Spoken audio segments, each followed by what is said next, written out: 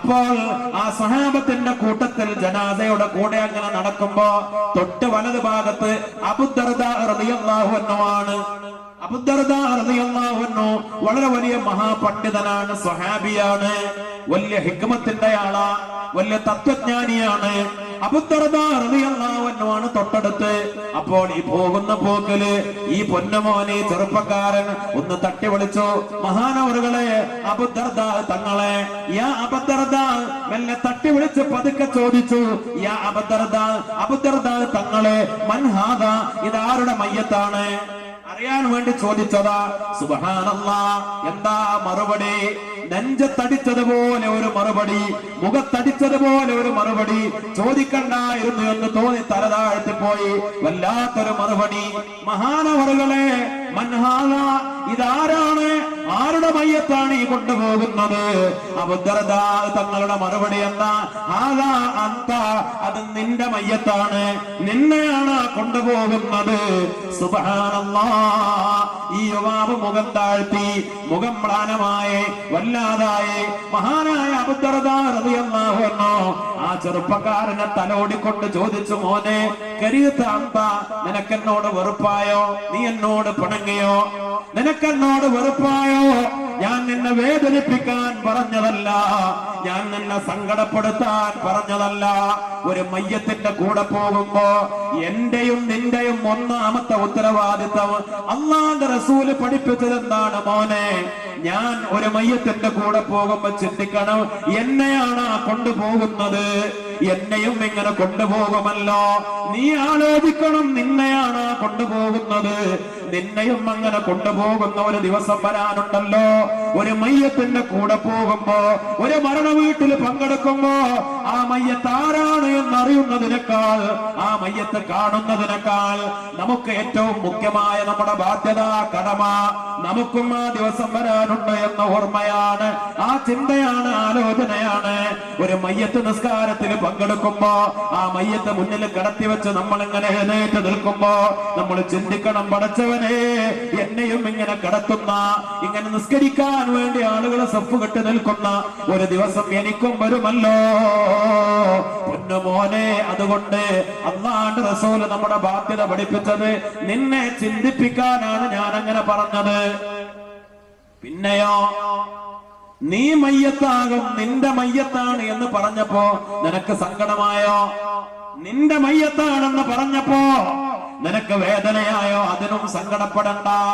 പരിശുദ്ധമായ ഖുർആൻ, മഹാനായ റസൂലുള്ളാഹി സ്വല്ലല്ലാഹു അലൈഹി വസല്ലമ തങ്ങളോട് പറഞ്ഞ വാക്കെന്താ മോനെ? നിനക്കറിയൂലേ? ഇന്നക മയ്യത്തുൻ വ ഇന്നഹും മയ്യത്തൂൻ. ഒരു വളച്ചുകെട്ടുമില്ലാതെ ഹബീബായ മുത്ത് നബിയോട് പടച്ചറബ് പറഞ്ഞത്, നബിയേ, ഇന്നക മയ്യത്തുൻ, അങ്ങ് മയ്യത്താണ്, അങ്ങ് മരിച്ച മയ്യത്തായി തീരുന്നവരാണ് നബിയേ. അവരെല്ലാവരും മയ്യത്തുകളായി തീരുന്നവരാ. ഇബ്നു അബ്ബാസ് റളിയല്ലാഹു അൻഹു പറഞ്ഞു, അല്ലാഹു റബ്ബുൽ ഇസ്സത്ത് ഈ വാക്ക്, ഈ ആയത്തില് മുത്ത് നബിയെ സമാധാനിപ്പിച്ച് പറയുകയായിരുന്നുവെങ്കിൽ നേരെ തിരിച്ചായിരുന്നു പറയേണ്ടിയിരുന്നത്. ഇന്നഹും മയ്യത്തൂൻ വ ഇന്നക മയ്യത്ത്. അല്ലാഹു എന്ന റസൂലേ, എല്ലാവരും മരിച്ചു പോകും. മുത്തുനബിയെ, എല്ലാവരും മരിച്ചു പോകും കേട്ടോ. യാ അയ്യുഹർ റസൂലു, അല്ലയോ റസൂലായിട്ടുള്ളവരെ, യാ അയ്യുഹൽ മുസമ്മിൽ, യാ അയ്യുഹൽ മുദ്ദസിർ, അങ്ങനെയൊക്കെ വിളിച്ചിട്ടുണ്ട്. യാ മുഹമ്മദ് എന്ന് വിളിച്ചില്ല സ്വല്ലല്ലാഹു അലൈഹി വസല്ലം.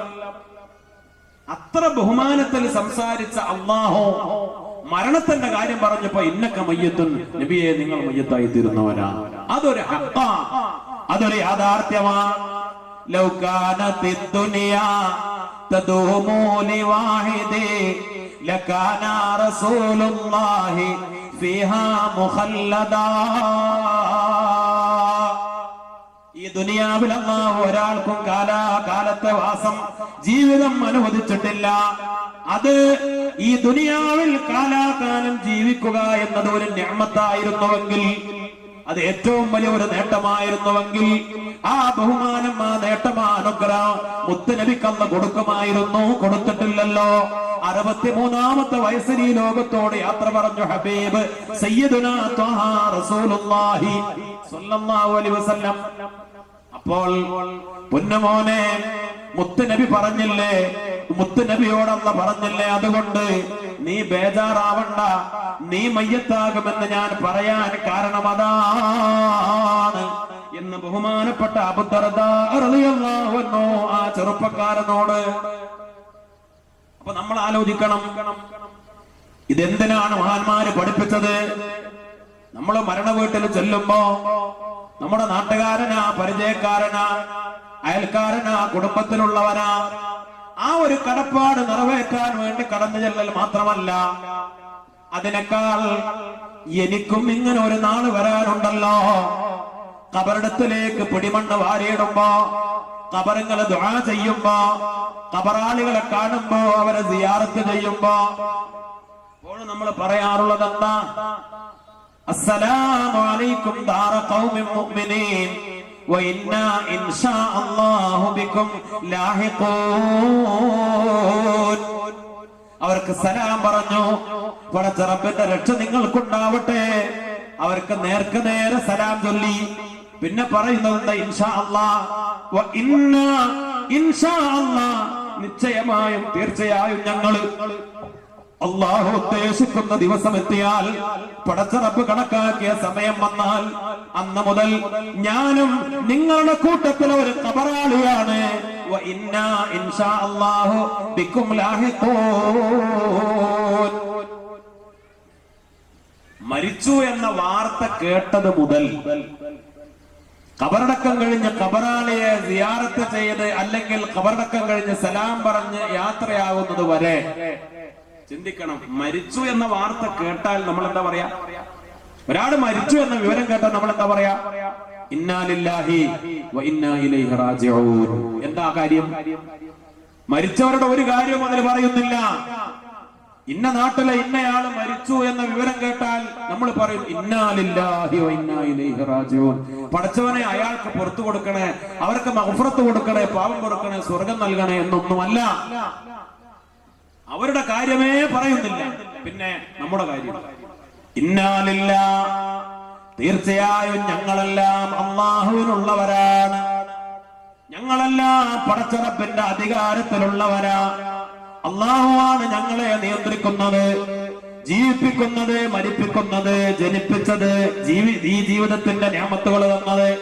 ഇന്നാ ലില്ലാഹ്, ഞങ്ങളൊക്കെ പടച്ച റബ്ബിന്റെ, അല്ലാഹുവിന്റേതാണ്, പടച്ച റബ്ബിന്റെ നിയന്ത്രണത്തിലുമാണ്. വ ഇന്നാ ഇലൈഹി റാജിഊൻ, നിശ്ചയമായും ഞങ്ങളെല്ലാവരും ആ അല്ലാഹുവിലേക്ക് മരിച്ച് മടങ്ങി പോകുന്നതാണ്. ഒരാള് മരിച്ചു എന്ന വാർത്ത കേട്ടത് മുതൽ മരണവുമായി ബന്ധപ്പെട്ട എല്ലാ കാര്യത്തിലും നമ്മുടെ ഒന്നാമത്തെ ബാധ്യത നമ്മുടെ യാത്രയെക്കുറിച്ച് ആലോചിക്കലാണ്, ചിന്തിക്കലാണ്.